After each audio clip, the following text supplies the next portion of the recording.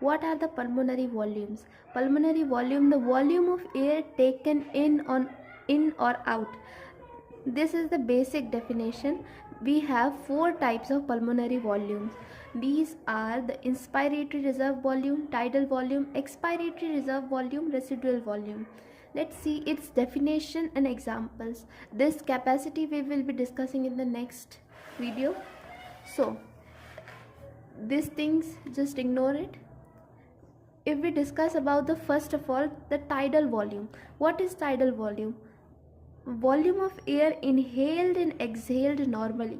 The day to day life, we usually inhale normally, like 500 ml in and 500 ml out.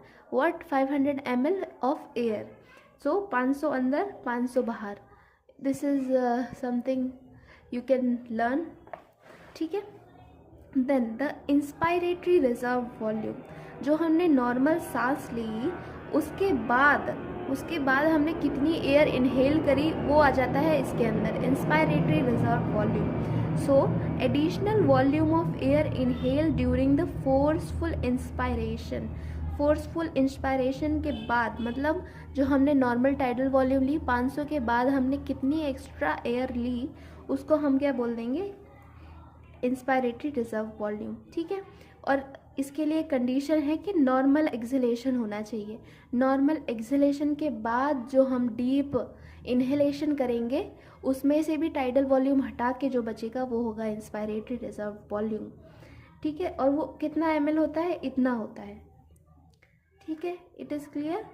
So after the normal exhalation, the extra amount of air inhaled is inspiratory reserve volume. जैसे इधर लिखा है, normally exhale करने के बाद क्या करेंगे हम? During the forceful inspiration we inhale. Forceful inhalation में हम क्या करते हैं? टीवी भी ले लेते हैं, कुछ एक्स्ट्रा एयर भी ले लेते हैं. टाइडल वॉल्यूम जो इन एंड आउट हो रही है, फिर हमने एक और थोड़ी और एक्स्ट्रा एयर ली, उस एक्स्ट्रा एयर को हम इधर क्या बोल रहे हैं? IRV. Is it clear? So ये दोनों डेफिनेशंस हो गई.